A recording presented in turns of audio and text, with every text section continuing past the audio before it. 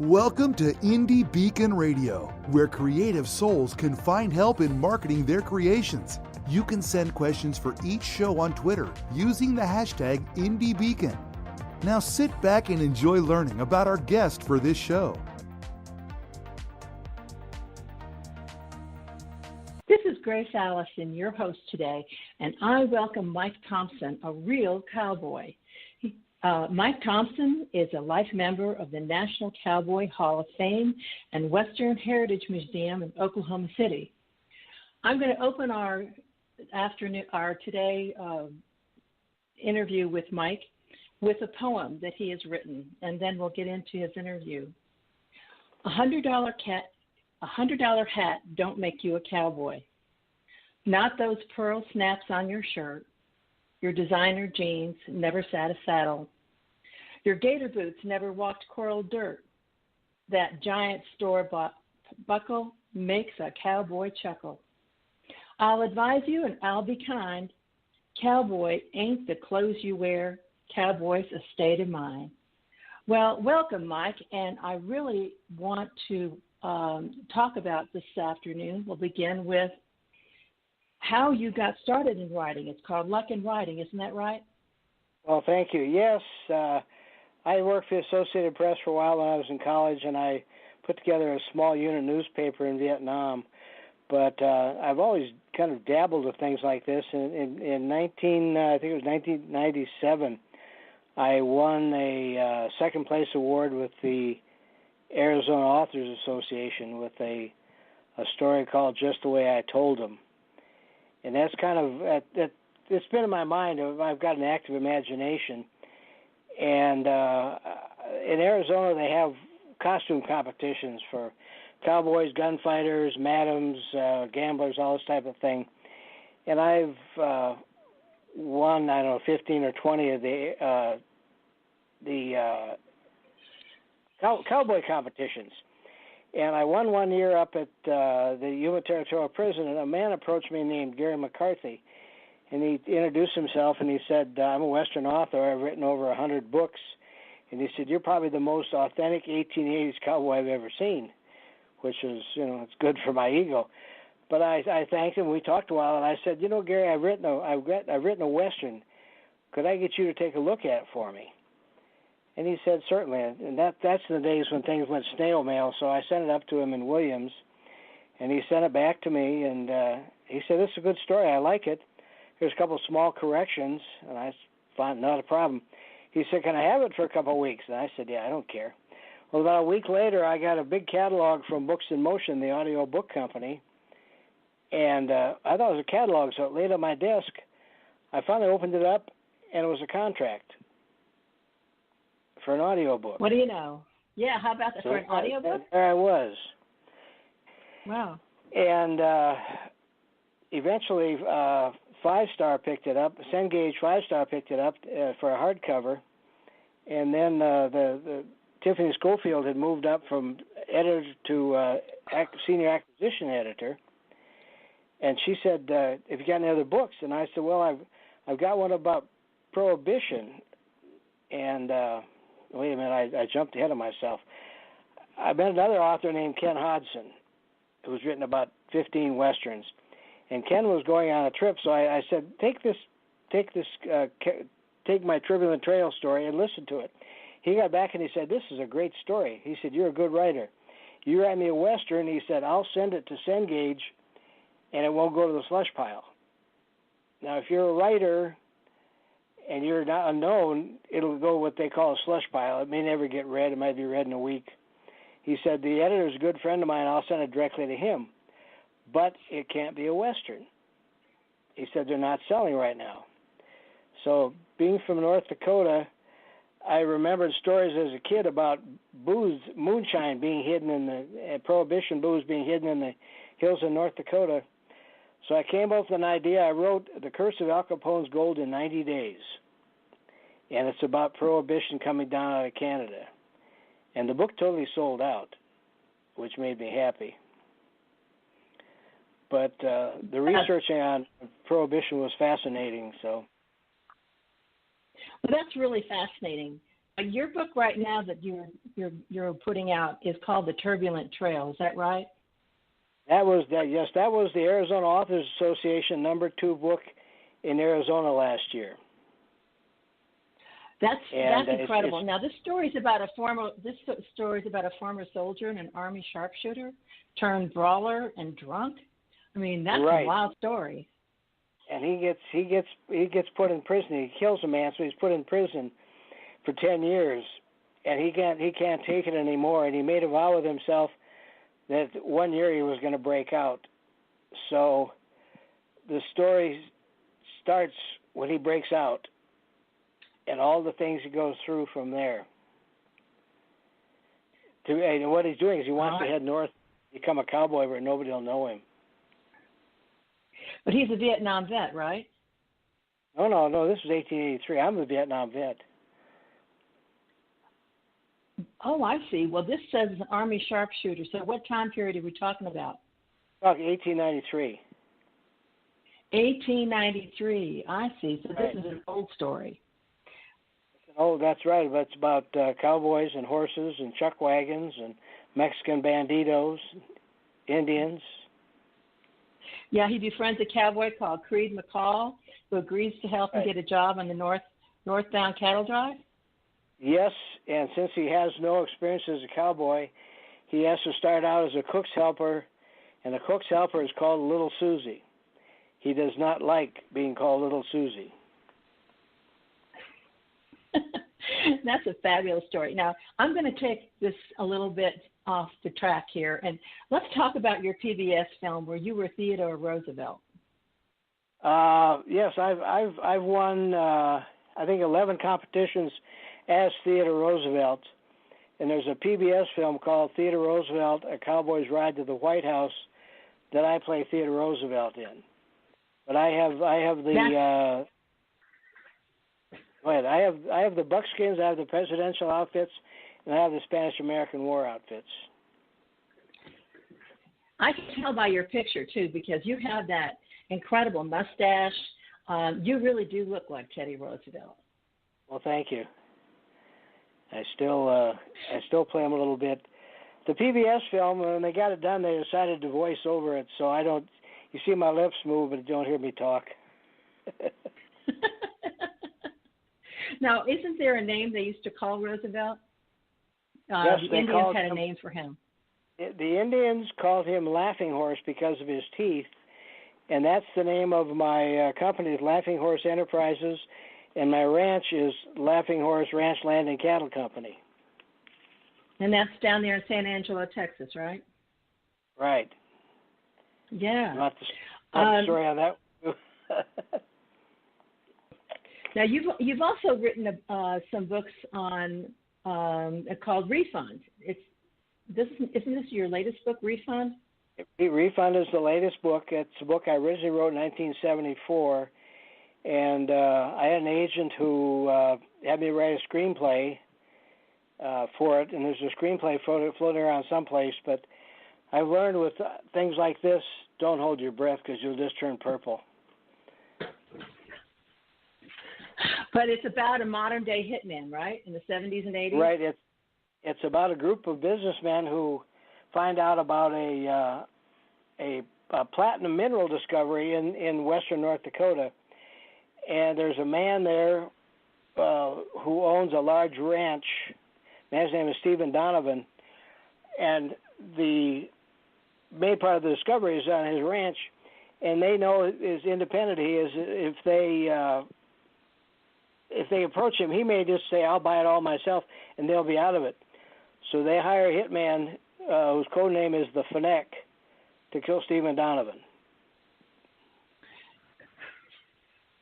And that's also about a land swindle, isn't it?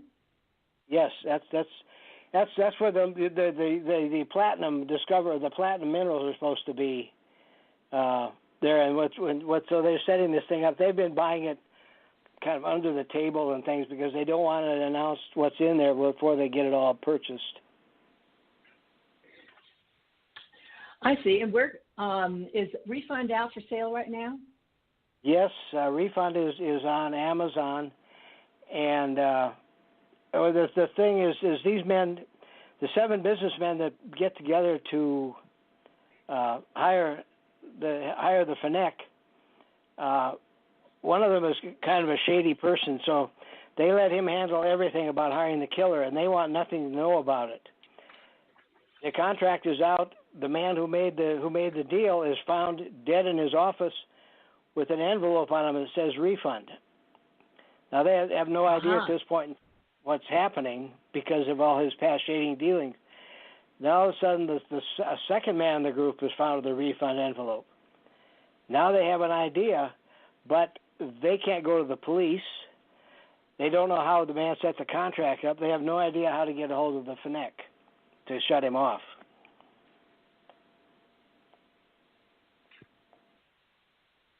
And so the refund is on Amazon, any place else? Is it in bookstores yet? No, it's a create space. It's a more or less a self-published book. So Amazon is the only place that I have it under with my other books. So what are you writing right now, Mike? I'm working on Cocaine on the Rocks, which is a modern-day story, and I'm working on the Grand Duke Shotgun, which is an 1873 Western. Okay, we're going to talk about those when we come back. Right now, we're going to take a break from our sponsors and sit back and listen to what's up next. Thank you very much. Talk to you in a few minutes. Headlines. Cryptocurrency vultures are circling around failing governments. Darknet predators are rushing to market with their newest digital product. They promise economic salvation, even as they coupon clips straight from your digital wallet. The newest techno-thriller installment from Brakefield and Berkey, The Enigma Source. Book 10 of the Enigma series continues the combat of cyber good guys versus cyber thugs set in today's digital landscape. Do you love to read great new ebooks? Visit ebg247.com. Be the first to discover the next bestseller. At ebg247, we have the web's largest selection of great new book reads, from that amazing new fiction or nonfiction to horror, romance, and fantasy. We even have today's best children's books. That's ebg247.com. New books arrive daily, and all ebooks start at just 99 cents. If you love to read, then you'll love ebg247.com. Low prices, large selection, and an easy-to-use website. It's all only at ebg247.com. Howdy, I'm John Cruder, the Midnight Marauder.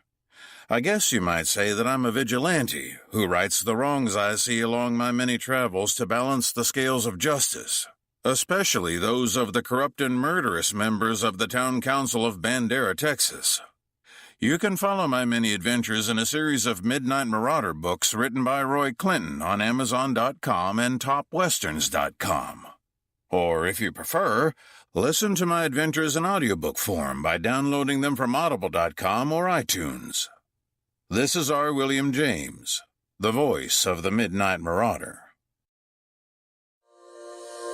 A new online bookstore, IndieLector.store, is unlike any other.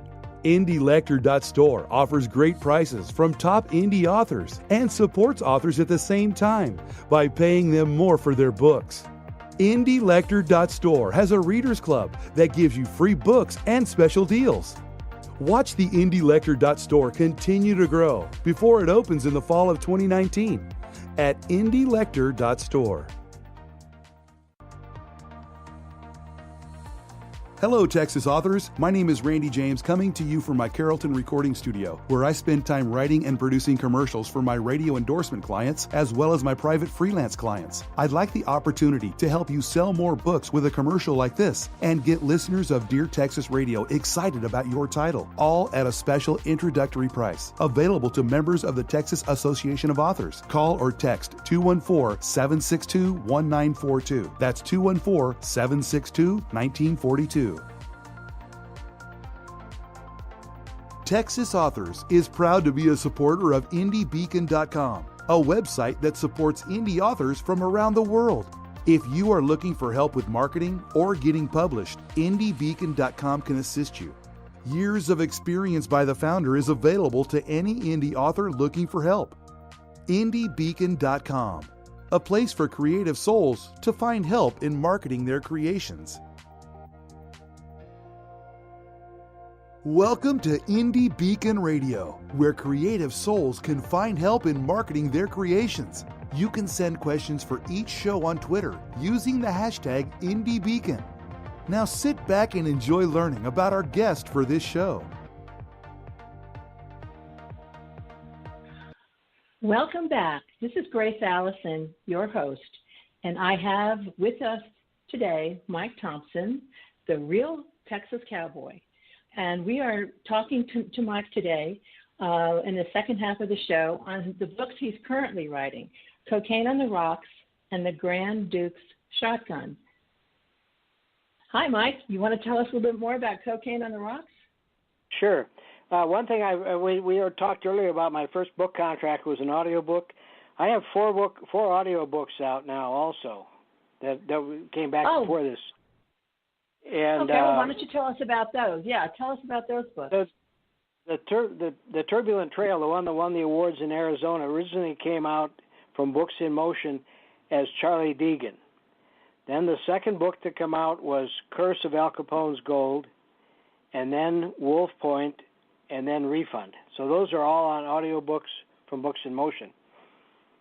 Now, the book I'm working on, Cocaine on the Rocks, is based on a true story. When I worked at Yuma Proving Ground, I tested explosives for 16 years. I've blown up many things. We came to work one day, and the guards had shotguns, and we'd never seen that. So I started snooping around and found out that a week before that, the sun had come up, and they found a civilian aircraft parked on the south end of the north-south runway. And they woke the pilot up, and he said he'd run low on fuel. He'd seen the beacon, he landed, and rather than walk back the 2 miles to the hangars, he slept on the plane. It was a Sunday, so they had a skeleton crew, so they questioned him a while and brought in fuel, let him go. A week later, a Marine chopper's coming in, and he's circling that area, and he sees something. So he does his post-flight paperwork, gets a truck, goes out, he finds 16 duffel bags of cocaine worth $90 million. Wow. And that's the basis for that. That's where that story begins. And that's a modern day, and I've got a beginning and end, and I'm still playing with part of the middle of it. It's dry. I just can't get it where I want it, so I'm taking my time with it. And the other one is the Grand Duke's Shotgun, and that's based on the Grand Duke of Russia, Alex of Russia, came to the United States in 1873 when Grant was president, and Grant gave him anything he wanted he could have. So he went to all the fancy parties in Washington, New York, Chicago, San Francisco, and he wanted to hunt buffalo. So Grant arranged for a buffalo hunt in Kansas. He had the major players, or the people in charge of the hunt, were General Custer, who at that time was lieutenant colonel. He'd been riffed back after the war. Buffalo Bill Cody, General Phil Sheridan. Now, they spared absolutely no expense on putting this thing together. There was a troop of cavalry, and there were somewhere between 200 and 400 Indians. They never got an accurate count on the Indians, but those were to give him show him how the Indians hunted buffalo. So that's the basis of that story. How many buffalo did they shoot on that? How many buffalo did they shoot on that expedition? Do you know? I think they had a rough count of 12. It was only 3 days, but they had the records show that there were wagon loads of whiskey and champagne and good food, and they brought furniture and flooring in from Chicago for the Grand Duke's tent. I mean, this is wow. The thing was put up, but Grant, there was no sparing expense making an impression, so that's pretty amazing. So it's an interesting story to read, and I've got the archaeological reports on. It explores that camp later, so. So do you write these two books both at the same time? This how you do it? You go, you have something done on one book and then another and then another. How is your writing style? That's it's raggedy. I'll write for a while, and when I write, if I'm writing and I every morning I come back out and review the day before, and then some days I write 2 pages. I just write over and over and over. But if I find that what I've written I don't like for the storyline, but I like what I've written, I make copies of it, and I have a big folder here of like 3 or 4 pages, 5, 6 pages.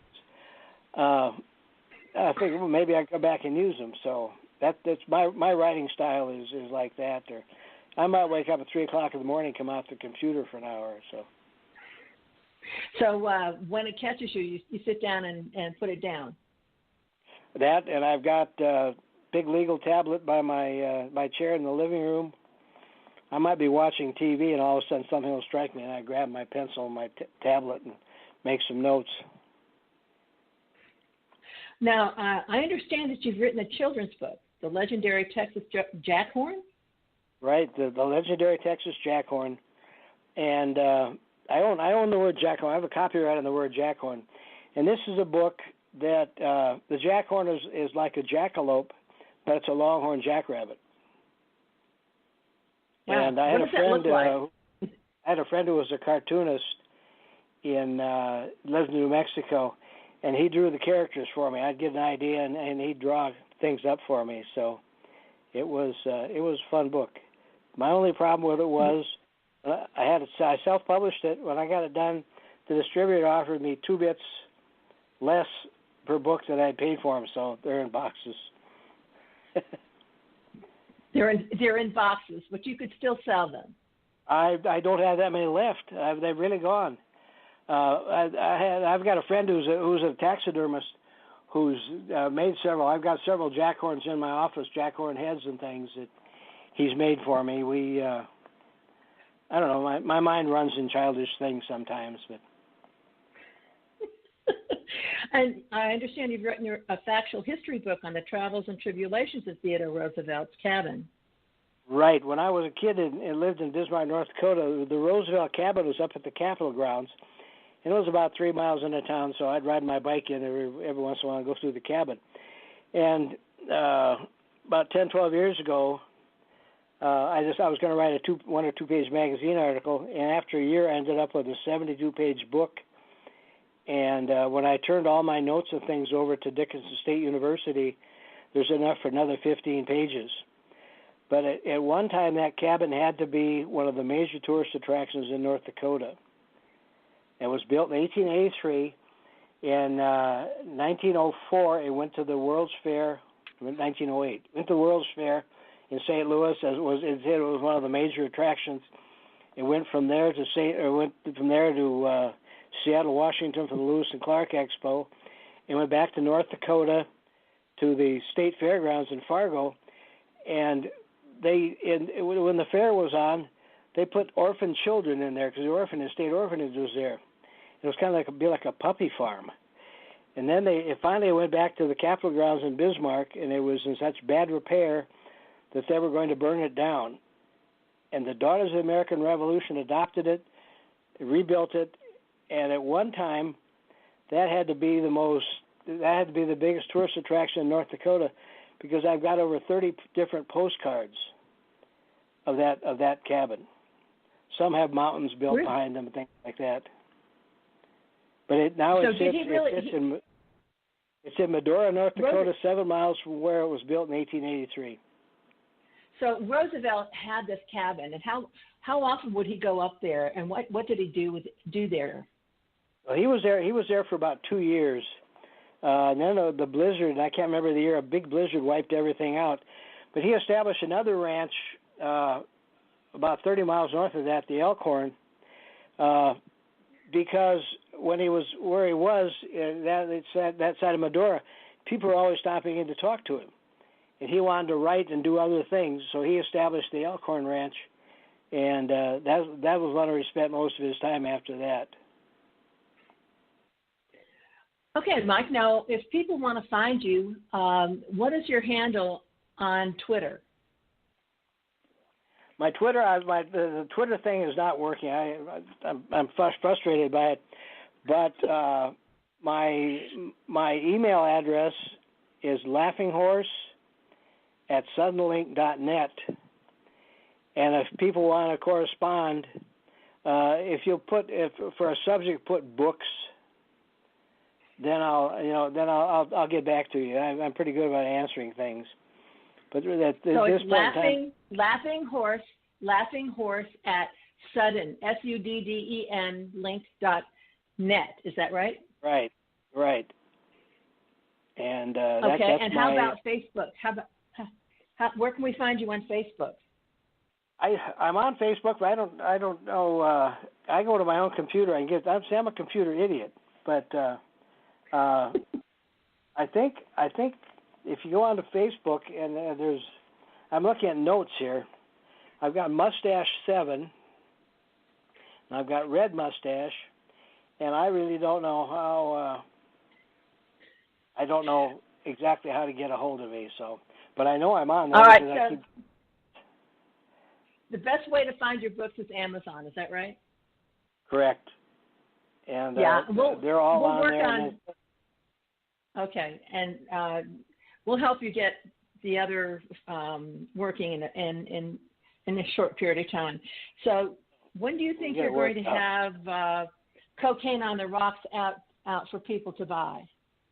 Cocaine on the Rocks, I hope to have it done the next month or so. It's going to be a long book. I talked to a couple of publishers, and they wanted me to cut the book by 30,000 words because it's about 134,000 words. And I told them, I said, I'm sorry, I just can't cut the book. I mean, it's got so much that goes on. So I think I'm going to probably end up publishing it myself on Cengage. But I'll keep working on it. But the book's got a lot of action in it and a lot of characters, and I've had fun with it. That sounds wonderful. Well, Mike, it's been great talking to you today, and we want to wish you all the luck with your new book coming out, The Turbulent Trail, which you can find on Amazon. Are there any closing words that you'd like to share with our audience today? No, I just writing is fun. I enjoy it. I've got ideas for I've got some other notes here. I've been asked about doing a follow-up to The Turbulent Trail, and I've got some notes on that. And my Prohibition books were quite popular, and somebody said I should write something about Prohibition in Texas. So I've got some notes on a book. It's going to be entitled Wild Stills in the Texas Hills. Well, that sounds wonderful, Mike. There was so much went on around this area in San Angelo about Prohibition that it's just a bottomless well of information and fun. That's great, Mike. We'll look forward to having you on our next show with your next book coming out. Thank you very much for today. Thank you. I appreciate it, and you all have a good day. Love to read? Love to meet authors in person? Then check out bookfestival.network to find a book festival in your region of Texas. We are adding book festival events throughout the year, so sign up to get notices and even a coupon towards purchase of a Texas author's book. Sign up at bookfestival.network. Texas Authors is proud to be a supporter of indiebeacon.com, a website that supports indie authors from around the world. If you are looking for help with marketing or getting published, indiebeacon.com can assist you. Years of experience by the founder is available to any indie author looking for help. indiebeacon.com, a place for creative souls to find help in marketing their creations. Thank you for listening to Indie Beacon Radio, where creative souls can find help in marketing their creations. To learn more about Indie Beacon services, to be a guest on the show, or to advertise on our show, please visit our website at indiebeacon.com.